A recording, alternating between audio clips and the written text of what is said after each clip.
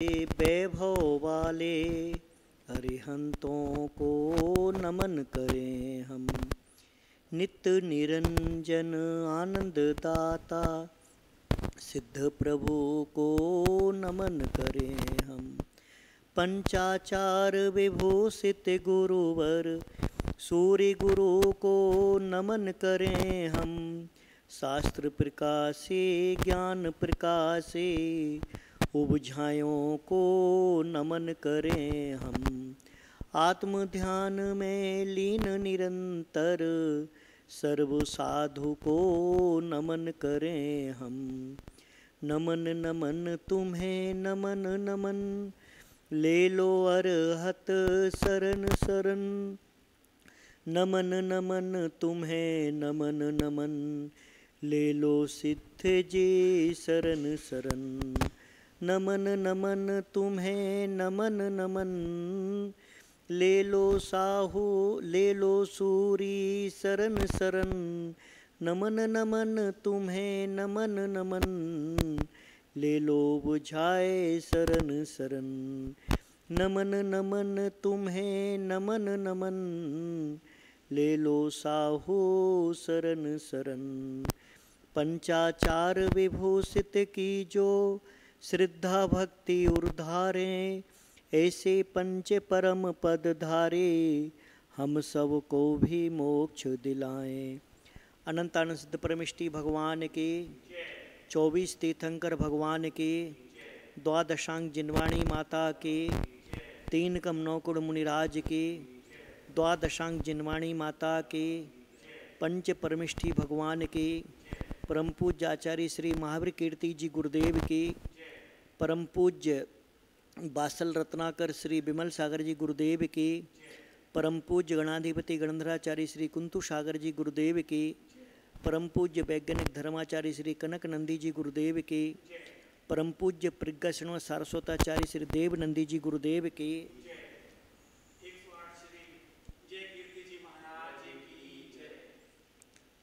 आज 10 लक्षण पर्व में उत्तम मार्दव धर्म का दिन है। उत्तम मार्दव धर्म जो होता है वह है अहंकार के कम करने से, अहंकार से बचने के लिए, अहंकार को दूर करने पर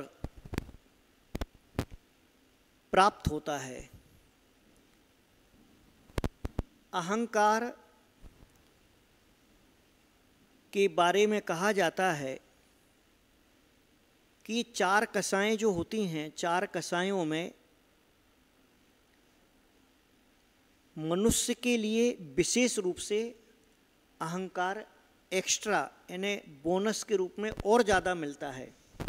जैसे नारकियों के लिए 4 कसायों में 4 कसाएं होती हैं, परंतु वहाँ पर बहुलता क्रोध की है, उसको बहुत ज़्यादा मन 4 कसायों में सर्वाधिक जो होता है वो होता बोले क्रोध है। मनुष्यों में बताया है मान यानी कि अहंकार, देवताओं में बताया है लोभ और पशुओं में बताया है मायाचारी के लिए। क्योंकि इन गतियों में जाने के लिए लगभग इन सभी से संबंधित कारण मिलते हैं। तो यहाँ पर कहा जाता है कि वो जो उत्तम मार्दव धर्म है ये जीवन में किस प्रकार से प्रकट होता है, किस प्रकार से आता है। यह जब इसका नाम ही है मार्दव यानी मृदुता, soft nature, soft thinking, soft उसकी वाणी, जितनी उसके सॉफ्ट बिहेवियर, यानी उसका नरम व्यवहार, उसके नरम वचन, नरम विचार, नरम भावनाएं और उसकी पसंद भी नरमाई हो, तो ये कहलाता है मार्दव धर्म। ये सिंपल सोवर जो लाइफ में प्रैक्टिकली हम देख सकते हैं, जान सकते हैं, जांच सकते हैं, ये प्रैक्टिकली धर्म। शास्त्र में तो बहुत अलग अलग परिभाषाएं, बहुत अलग अलग उसके लेवल, बहुत अलग अलग उसकी परिभाषाएं हैं, परंतु सामान्य रूप से उत्तम मार्दव धर्म जीवन में जो आता है, जो प्रकट होता है, जो दिखता है, जो व्यवहारिक लेवल पर, जिससे कि जिस व्यवहार से हमारा जीवन चलता है। हमारा जीवन एकांत में बैठ कर के, कोने में बैठ कर के बिना खाए पी नहीं चलता है। व्यक्ति का जीवन व्यक्तियों से जुड़ कर के चलता है। तो उसमें आदमी का व्यवहार जितना मृदु होगा, आदमी का बोलचाल जितना मृदु होगा, आदमी के विचार जितने मृदु होंगे, आदमी की चॉइस सुनना उसको जितना मृदु लगेगा, उन किन बातों को पसंद करता है, यह कहलाता है उत्तम मार्दव धर्म। बहुत ही सुंदर, बहुत ही अच्छा, बहुत ही जरूरी यह धर्म है जीवन के लिए, जीवन को चलाने के लिए। यह आपके अहंकार की कठोरता को दूर करता है। अहंकारी जो होता है वह कठोर होता है। अहंकार के लिए कठोर बनना पड़ता है। अहंकार के लिए बहुत ज़्यादा आपको क्रिटिकल बनना पड़ता है। अहंकार करने वाला जो होता है वह दूसरों को हीन समझता है अपने से, तब जाकर के वह अहंकारी बन पाता है। अहंकारी अपने आप को दूसरों से श्रेष्ठ समझता है। अहंकारी अपने अहंकार को पुष्ट करने के लिए किसी को भी नीचे गिरा सकता है, किसी को भी नीची दृष्टि से देख सकता है, देखता ही है, तभी वह अहंकारी बन पाता है। यह अहंकार कहलाता है। यह उत्तम मार्दव धर्म के विपरीत है। ये उत्तम मार्दव धर्म को जीवन से दूर कर देता है। ये उत्तम मार्दव धर्म से रहित कर देता है। यानी कि जो अपने आप को दूसरों से, अपने हर कार्य को श्रेष्ठ समझे, श्रेष्ठ माने, और उसी कार्य के संदर्भ में दूसरों के कार्यों को, उसी कार्य को वह जब अश्रेष्ठ समझता है, तुच्छ समझता है, हीन समझता है, वह अहंकार कहलाता है।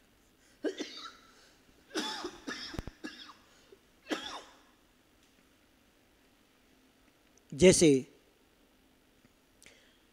जिसके लिए किसी फील्ड का कोई नॉलेज है, कोई ज्ञान है, वह जानता है। उसी फील्ड में वैसा ही ज्ञान दूसरे के लिए है, हो सकता है तुमसे थोड़ा सा कम हो या तुमसे ज़्यादा हो, दोनों संभावनाएं हैं। अब ये जो जिसको तीव्र अहंकार है, जिसको वह सामने वाले का अगर ज़्यादा नॉलेज है, ज़्यादा उसकी जानकारी है, ज़्यादा उसको इन्फॉर्मेशन है, तब भी ये बोलेगा कि तेरे लिए कुछ नहीं आता है, मैं तुमसे ज़्यादा जानता हूँ। और अगर कम आता है तो तब भी ये बोलेगा इसको कुछ भी नहीं आता इस बारे में, ये मेरे आगे नहीं टिकता है, ये मेरे जैसा कुछ भी नहीं जानता है। यह दोनों परिस्थितियों में अहंकारी व्यक्ति अपने आप को कनिष्ठ या वरिष्ठ से श्रेष्ठ समझेगा। यह अहंकार की पहचान है। वह कोई सिखाने वाला हो सकता है, ट्रेनर हो सकता है, टीचर हो सकता है, ऑफिस में काम करने वाला हो सकता है, कोई और नॉलेजर हो सकता है, और कोई कॉम्पिटिटर हो सकता है, परंतु जो जिसके पास में अहंकार नहीं होगा, जो अहंकारी नहीं होगा, वह सिर्फ अपने ज्ञान का उपयोग, अपने ज्ञान का प्रयोग मुझे कहाँ करना है, अच्छे से अच्छा करना है, यह उत्तम मार्दव धर्म वाला ही ऐसी प्रवृत्ति का होता है। वह सिर्फ अपना काम करेगा कि मैं इस ज्ञान का, इस सूचना का अच्छे से अच्छा प्रयोग, अच्छे से अच्छा उपयोग किस प्रकार से करूं।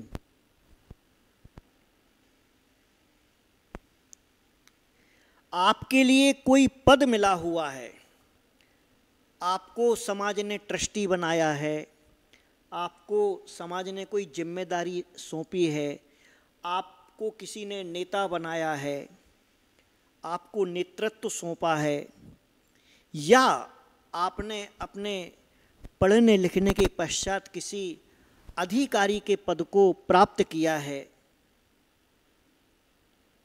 या शिक्षा के क्षेत्र में, डॉक्टर, मेडिकल के क्षेत्र में, इंजीनियर के क्षेत्र में, या इतने सारे अलग अलग डिपार्टमेंट होते हैं, वहाँ पर आपको किसी पद की प्राप्ति हुई है और उस पद को प्राप्त करने के पश्चात वहाँ पर ये अहंकार आ जाना, ये अहम हो जाना कि मुझसे ज़्यादा श्रेष्ठ और इस पद का अधिकारी दूसरा नहीं है, तो वो तो हो गया अहंकार। अब ये अहम हो गया।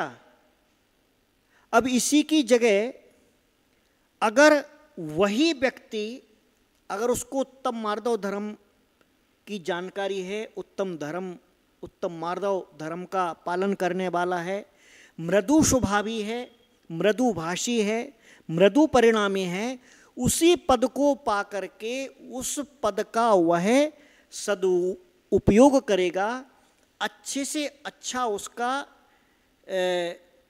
क्या उससे लोगों को, दूसरे लोगों को उस पद के माध्यम से बेनिफिट हो सकता है और इसका जीवन भी सुचारू रूप से किस प्रकार से चल सकता है, यह उत्तम मार्दव धर्म का पालन करता, उसको पाने वाला, उस पद का सदुपयोग करने वाला होगा। और एक व्यक्ति उसी पद को पा करके जो अहंकार से परिपूर्ण है, जो अहम से भरा हुआ है, उस पद के माध्यम से अपने अहंकार को पुष्ट करेगा और दूसरों को अपने से नीचा समझेगा, अपने आप को श्रेष्ठ समझेगा, दूसरों को कनिष्ठ समझेगा। इसी प्रकार से मान लीजिए आपके लिए बड़ी सुंदरता मिली है, उस सुंदरता को पा करके, या अच्छा शरीर मिला है, आरोग्य से परिपूर्ण है शरीर, मजबूत शरीर है, और यह मिलने के पश्चात ऐसा समझना कि दुनिया में मेरे अलावा और कोई इतना सुंदर या इतना बलवान नहीं है, यह तो हो गया अहंकार। और जिसके पास में वैसे ही सुंदर शरीर को प्राप्त करने के पश्चात, वैसा ही आरोग्य प्राप्त करने के पश्चात, वैसी ही क्षमता प्राप्त करने के पश्चात उत्तम मार्दव धर्म के साथ रहने वाला जो है, वह उस शरीर का, उस बल का, उस आरोग्य का उपयोग करेगा। अपने जीवन में मैं कैसे सद्कार्य करूं, कैसे सत्कर्म करूं, तथा दूसरों के उपकार में मैं किस प्रकार से काम में आऊं, यह उत्तम मार्दव धर्म वाला उसी बल, सौंदर्य और शरीर को पाकर के करेगा। फिर इसी प्रकार से जैसे कोई अच्छा बोलने वाला है, वक्ता है, उसको वाक कला मिली है, वाक पटुता मिली है, उसे शब्दों की चतुराई मिली है, तो जो अहंकार होगा, जिसके पास में अहम होगा, जिसके पास में इसके साथ में पाप कर्म होगा, वह व्यक्ति इस प्रकार से अपने वक्तृत्व को पेश करेगा, इस प्रकार से लोगों को लुभाएगा, इस प्रकार से अपनी डमरू बजाएगा कि लोग तो प्रभावित हो जाएंगे, उसकी स्वयं की आत्मा अहंकार के पर्दे के कारण प्रभावित नहीं हो सकती। सुवक्ता होना बहुत अच्छी बात है, बहुत जरूरी है, बहुत आवश्यक है। पुण्य कर्म का उदय है, ज्ञानवर्ण कर्म का क्षौपशम है। परंतु वो ज्ञान के साथ में जो वक्तृत्व कला आई है, लेखन कला आई है, उसके माध्यम से दूसरे लोगों को दीनहीन बोलना, बताना, समझना और ये सिद्ध करना कि मुझसे श्रेष्ठ इस ज्ञान में कोई नहीं है, उनको तो कुछ नहीं आता है, वो जानते ही क्या है, वो 4 अक्षर नहीं जानते हैं, 4 किताबें नहीं पढ़ी हैं, उनको कुछ भी नहीं आता है। ऐसा जो दूसरों के प्रति रवैया है, बोलना है, व्यवहार है, या आपके पास में ज्ञान है और उनके किसी के मिलने पर आप अपने आप को ऐसा पेश करते हैं कि तो तुच्छ है, हीन है, दीन है, कुछ नहीं जानता है, अनपढ़ है, गमार है, यह कहलाता है अहंकार। यह कहलाता है मार्दव धर्म से रहितपना। यह कहलाता है अहम। और वैसा ही ज्ञान प्राप्त करके, वैसी ही वक्तृत्व कला प्राप्त करके, वैसी ही आपके पास में नॉलेज होने के बाद में उसको दूसरों को बड़ी मृदुता के साथ में पेश आना, मृदुता के साथ में बोलना, दूसरों को उस प्रकार से समझाना कि उनका हित हो, अच्छा हो, और ज्ञान होने पर भी विनम्र बने रहना, मार्दव बने रहना, आप यह आपके बड़प्पन को दर्शाता है, यह आपके सही ज्ञान को बताता है। आपके पास में वास्तव में ज्ञान है, यह उत्तम मार्दव वाला जो व्यक्ति रहेगा वही बता सकता है, अपने मृदु व्यवहार के द्वारा, मृदु वचनों के द्वारा, अपनी मृदुता के द्वारा यह प्रदर्शित होता है। इसलिए मृदुता का होना जीवन के प्रत्येक कदम पर हमेशा के लिए आवश्यक है। जीवन में आपके लिए, आपके किसी पुण्य कर्म से आपको बड़ी भारी प्रतिष्ठा प्राप्त हुई, आपको बड़ा भारी यश प्राप्त हुआ, आपको बड़ी भारी कीर्ति प्राप्ति हुई, आपको बड़ा नाम मिला, आपको नेम और फेम मिला, आपको बड़ी इज्जत मिली, आपको बड़ी शोहरत मिली, आपको बड़ा यश मिला, ये सब पुण्य कर्म से मिल गया। और उसमें इस प्रकार से फूल जाना कि मुझसे ज़्यादा प्रसिद्धि, मेरे से ज़्यादा प्रतिष्ठा, मेरे से ज़्यादा यश और मेरे से ज़्यादा कीर्ति और किसी की नहीं हुई है और किसी की नहीं हो सकती है, यह कहलाता है अहंकार, यह कहलाता है अहम। यह कभी कभी मुंह से नहीं बोला जाता है, परंतु ये मन के अंदर जिसने सेट कर लिया है वह घोर अहंकारी है। कई बार लोग बताते हैं कि अपने यश प्रतिष्ठा अहंकार की पुष्टि के लिए, नाम के लिए अपनी कार में लेके ही लोग साल और नारियल लेके चलते हैं कि मौका मिला और किसी से भी डलवा ली, फोटो खिंचवा ली। ये घोर अहंकार है। मैंने सामने वाले ने किया नहीं किया कोई बात नहीं, अपना थैला तैयार है। कई लोगों को मंच, माइक और माला, ये इतना भयंकर इसकी चाहत होती है कि इसमें अगर नाम भी आगे पीछे हो जाए तो सामने वाला गुस्सा हो जाएगा, क्रोधित हो जाएगा और भाग जाएगा या जीवन भर के लिए बुरा मान जाएगा। आगे भी अगर नाम माने अगर नाम भूल गए तो फिर तो ठीक है, फिर तो बात बिगड़ ही गई पूरी। ये यश का इतना भयंकर चस्का लगता है। ये जैसे एक विदेशी खाना रहता गंदा, मंचूरियन बोलते हैं, तो ये मंचेरियन है क्या? ये भी उसी प्रकार का दिमाग में भरा हुआ कचरा है, जिसको मंच की इतनी भयंकर लालसा होती है कि अगर मान लो वो 3 सीढ़ी चढ़ कर के ऊपर नहीं आए, मान लो नीचे खड़े हैं, तो फिर बोलोगे मेरी पूरी इज्जत मिट्टी में मिला दी, मेरी पूरी इज्जत गई, मेरा तो आपने ध्यान ही नहीं रखा, मेरा तो आपने सब कचरा कर दिया। ये अहंकारी व्यक्ति सोचता है। एक बुखार होता मलेरिया और एक बुखार होता मलेरिया। तो मलेरिया जो बुखार होता है वो टेबलेट से ठीक हो जाता, मच्छर के काटने से होता है, इस प्रकार से। और जो ये मलेरिया बुखार होता है, ये मलेरिया बुखार दिखता नहीं है, इसमें शरीर कब गर्म और ठंडा हो जाएगा बोल नहीं सकते। मलेरिया अगर एक माला नहीं पहनाई गई या माला आप अध्यक्ष हो, कोई मंत्री हो या कोई बड़े पद पर हो, कोई छोटे आदमी को आपके सामने स्वागत कर दिया जाए तो वो भी नहीं पचता है, और अपना नहीं हो पाया तो भी बुखार तुरंत तैयार रहता है। मलेरिया का बुखार और खतरनाक होता है मलेरिया से ज़्यादा।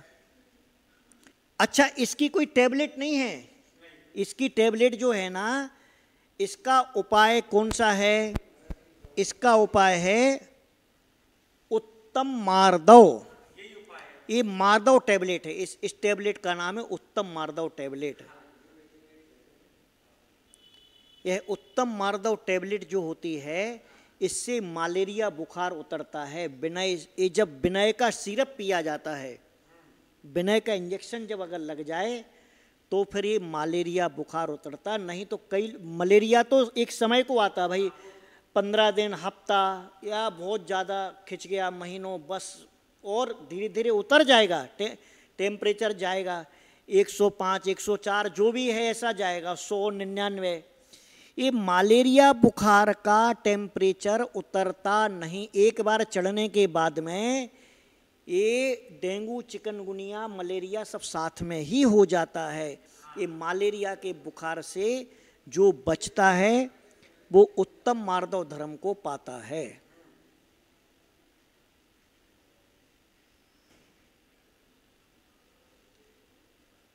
मंचेरिया, मलेरिया, और तीसरा जो बुखार होता है वो दिमाग से संबंधित है और मुंह से संबंधित है। ये दिमाग और मुंह की बीमारी है जिसका नाम है माइकेरिया। ये माइकेरिया बीमारी ऐसी रहती है, व्यक्ति कुछ कई बार तो वो जानते ही नहीं कि क्या बोलना, क्या चल रहा है। तो अगर माइक उसने पकड़ लिया तो छोड़ेगा नहीं। आपका समय कहाँ जा रहा है, आपके साथ क्या हो रहा है, कौन सा प्रोग्राम है, कौन सा प्रसंग है, उसको सिर्फ बोलने की ऐसी आदत रहती है। जिस प्रकार से बात रोगी जो होता है, सबसे ज़्यादा कौन बोलता है बिना स्टॉप, नॉन स्टॉप कौन बोलता है? जिसको बात रोग हो जाता है, जिसका बात बढ़ जाता है, अंदर से बात बिगड़ जाता है। बात पित्त और कफ 3 होते हैं ना, तो जिनका बात बिगड़ जाता है, वायु तीव्र हो जाती है, उनको बोलने की भयंकर, माने कुछ भी कहीं भी मौका मिला बोलना बोलना बोलना। तो ये जो माइकेरिया जो बीमारी होती है, ये बात रोग है जो दिमाग और मुंह से संबंधित है। एक बार माइक पकड़ा तो छुड़ाना मुश्किल हो जाता है। रेडियो का तो टाइम फिक्स रहता है कि इतने बजे से इतने समय तक ये आएगा वो आएगा।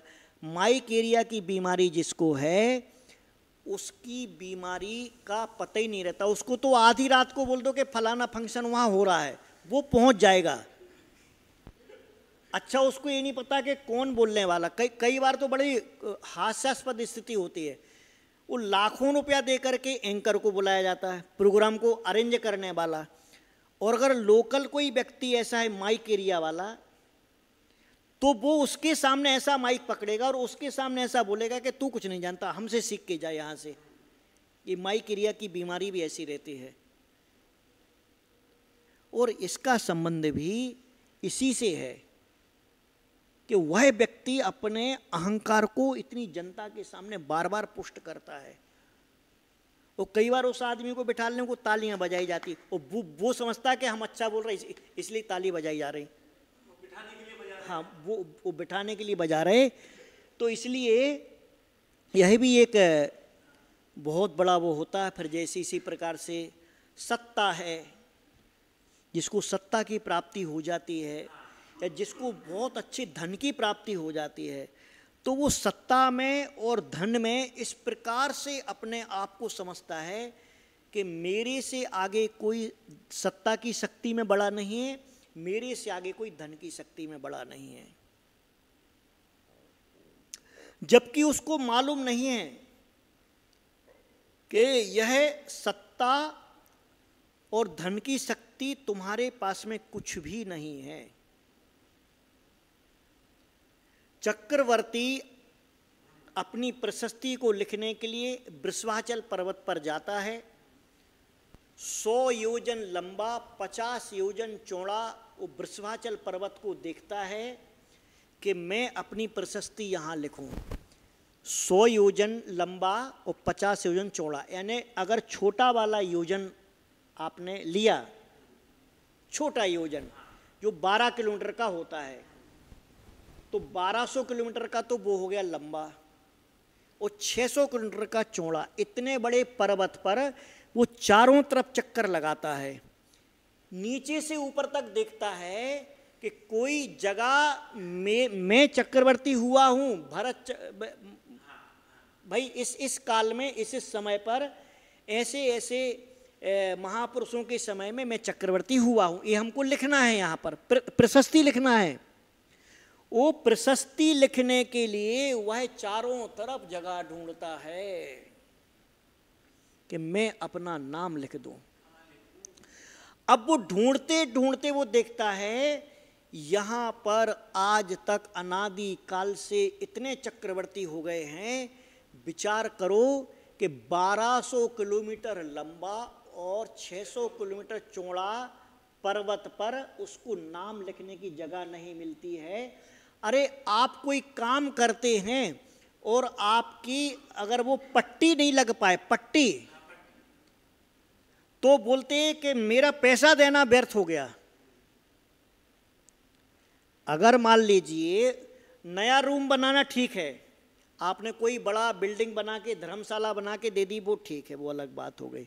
परंतु विचार करो, कई बार तो आदमी बोलता है कि ये पंखा मैंने दान किया था, इस पे नाम लिखा के नहीं, और नहीं लिखा तो भैया तुमने हमसे पैसे काहे के लिए? क्या नाम का नीचे फर्श पर बोले लिखो, परंतु लिखो। हाँ, ये सीढ़ी हमने बनवाई, लिखो यहाँ पर। अच्छा, लोग चल रहे, उसको इससे कोई मतलब नहीं।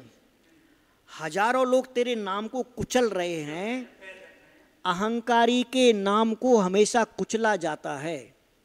अहंकारी का नाम हमेशा कुचला जाता है। वह किसी भी माध्यम से, चाहे तुम्हारे सामने हो चाहे तुम्हारे बाद हो।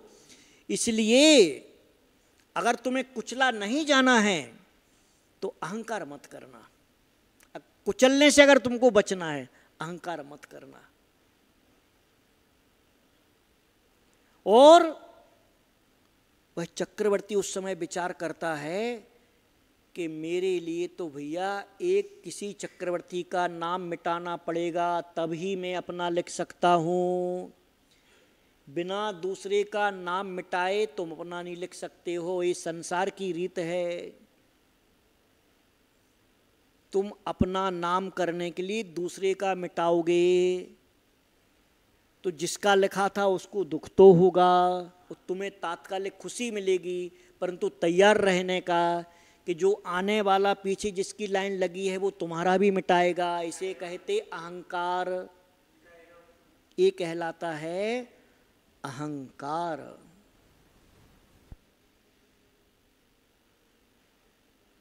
प्रिय मित्रों, ध्यान रखना, अगर वही पद पाने के बाद, वैसा ही धन और वैसी ही सत्ता पाने के बाद जो इस अहंकार से बच जाते हैं, जो उत्तम मार्ग और धर्म को अपना लेते हैं, जो मृदु स्वभावी, मृदु भाषी, मृदु परिणामी बन जाते हैं, उनका नाम मिटाना नहीं पड़ता है, उनका नाम अजर अमर हो जाता है।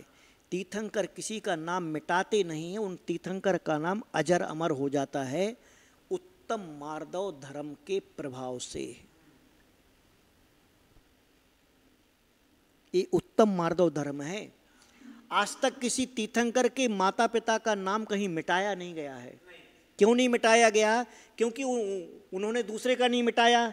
उनने तो एक सत्कृत्य किया कि एक ऐसे बालक को जन्म दिया जो संसार का उद्धार करने वाला था, इसलिए उनका नाम तो अपने आप हो गया।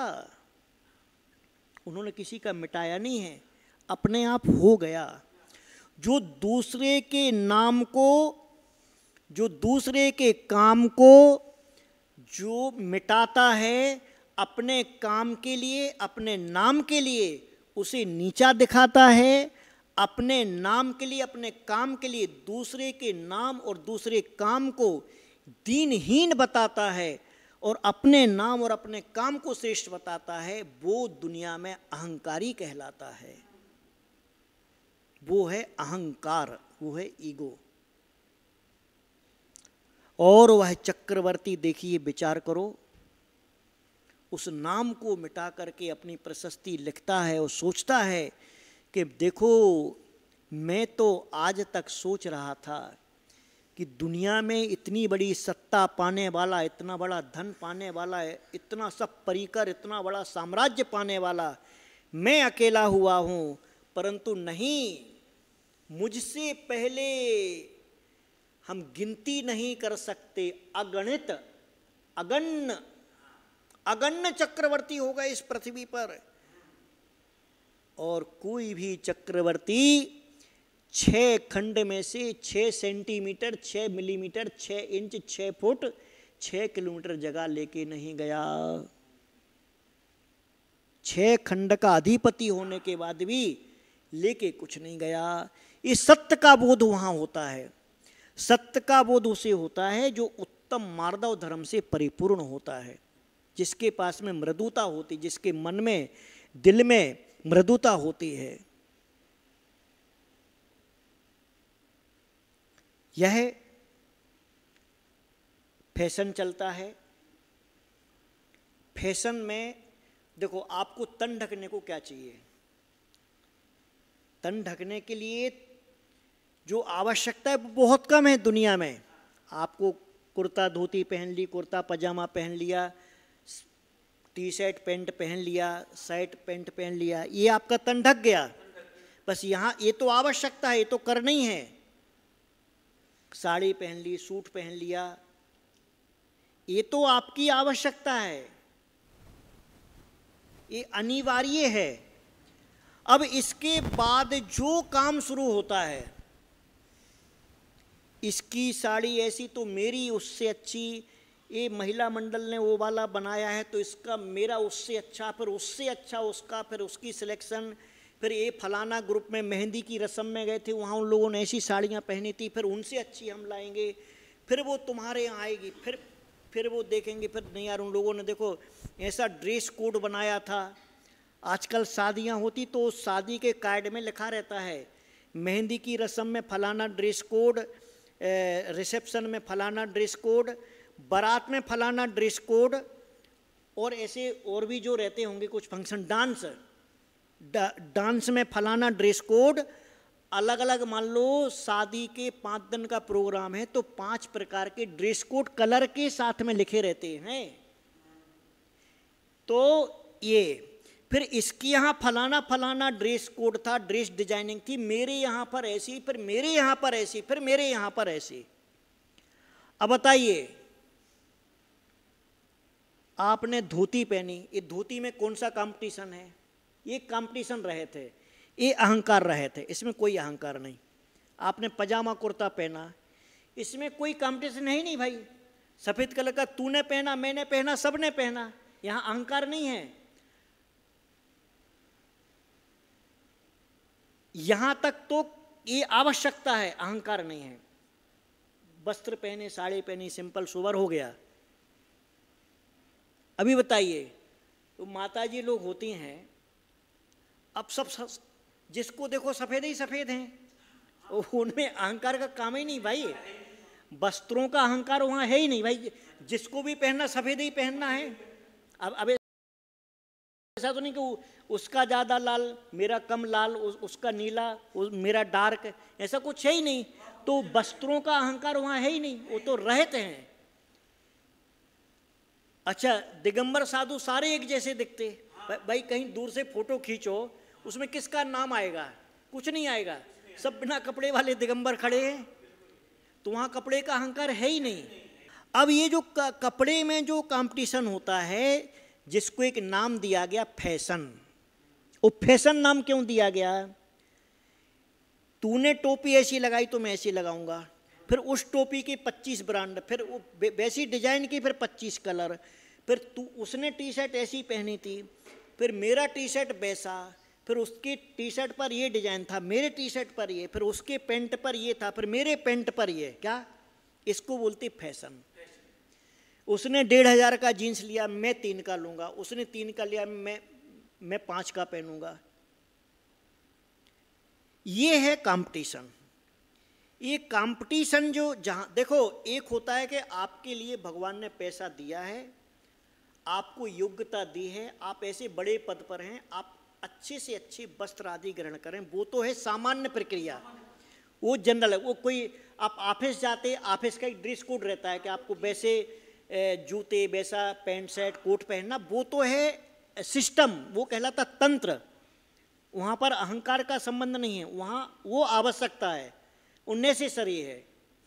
और एक होता है कि मैं मार्केट में निकलूँ और मुझको 25, 50, 100 लोग देखना चाहिए, ये कहलाता अहंकार।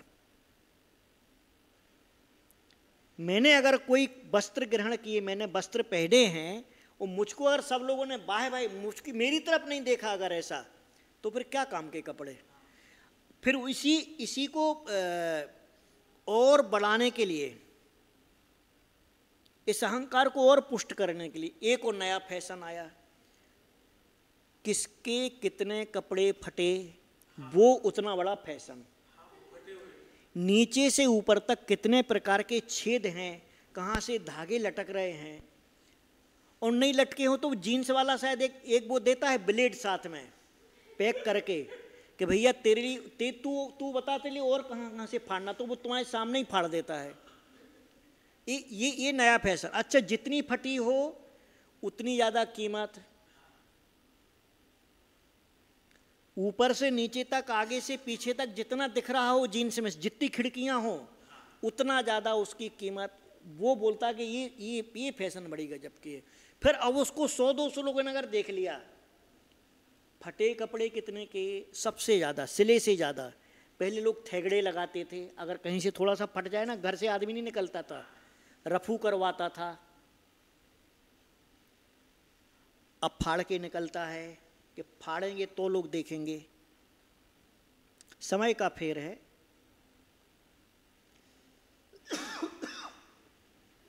तो इस प्रकार से कि जीवन अहंकार के इर्द गिर्द घूमता है। पहले जो चक्रवर्तियों के बारे में कहा गया कि वृषभाचल पर्वत पर उनको जगह नहीं मिली नाम लिखने की, आज प्रेजेंट टाइम में आज भी जब कहीं बाढ़ आती है, प्रैक्टिकली आप जाकर के देखो, जहां पर बाढ़ आई है और ऊपर हेलीकॉप्टर से मान लो किसी को बचा लिया गया, अब उसको पूछो तेरा घर कहां पर है, अब बोलता है यार यहाँ तो पानी पानी दिख रहा है, यहाँ कहाँ घर दिख रहा। और जब नीचे रहता है तो क्या बोलता है, मैंने 3 खंड की बनाई है, मेरे यहाँ 20 कमरे हैं, मेरा इतना बड़ा आंगन है, मेरे यहाँ पर 4 गाड़ियाँ खड़ी हैं, मेरा पर 5 कुत्ते हैं, 10 नौकर हैं, इतना सामान रखा है। और भाई साहब बाढ़ आई और जब 10-10 फीट 5-5 फीट का घर में पानी घुसा, तो फिर ये लगता है कि भगवान जान कैसे बचे, कोई लटका के ले जाए मेरे लिए, इस घर से छुड़ा दे। और जब तक घर में था, जब उसको एहसास नहीं हो, तब तो कोई घर के सामने खड़ा हो जाए तो तुरंत पूछा था, क्या काम है, यहाँ क्यों खड़ा, अहंकार। ये क्या है? ये अभी जो जैसे अभी राजस्थान में इतना पानी गिर रहा है, तो यहाँ जहाँ पानी भरा है वहाँ आदमी क्या बोल रहा है? मेरी बस जान बच जाए, बस। सिर्फ क्या मांग रहा है? क्या चाहता है? कि यहाँ से मैं कहीं शिफ्ट हो जाऊं। उस शिफ्ट होने के बाद में सिर्फ उनके दिमाग में है कि मेरा ऐसा घर था, पानी भरा है, कीचड़ भरा है, घर टूट गया है, ये हो गया, वो हो गया। तो अहंकारी का अहंकार जब चूर होता है तब बड़ी तकलीफ होती है, बड़ा दुख होता है, बड़ा कष्ट होता है। अब उसी कंडीशन में वैसा ही अगर कोई व्यक्ति जो संतोषी होता है अहंकार की जगह, अब हो ही गया, आप क्या करेंगे? अब हो ही गया, अब क्या करेंगे? अब दूसरा कोई नया रास्ता ढूंढते हैं।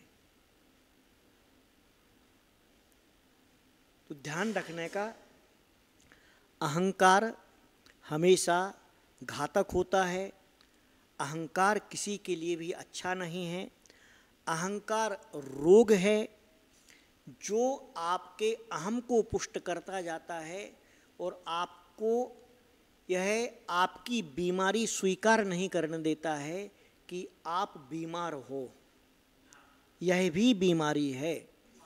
तो इससे बचने के लिए हमें जो उत्तम मार्दव धर्म बताया है, हमें अपने जीवन में इतना ही करना है कि मेरा बोलना, मेरा सोचना, मेरा जो भी व्यवहार है वह सब मृदु हो, मृदुता से भरा हो, तो निश्चित रूप से हमारे जीवन में कठोरता कम होगी, अहंकार कम होगा, मृदुता बढ़ेगी और मृदु धर्म हमारे जीवन में आ जाएगा, प्रकट हो जाएगा। बोलो उत्तम मार्दव धर्म की जय। पंच परमेष्ठी भगवान की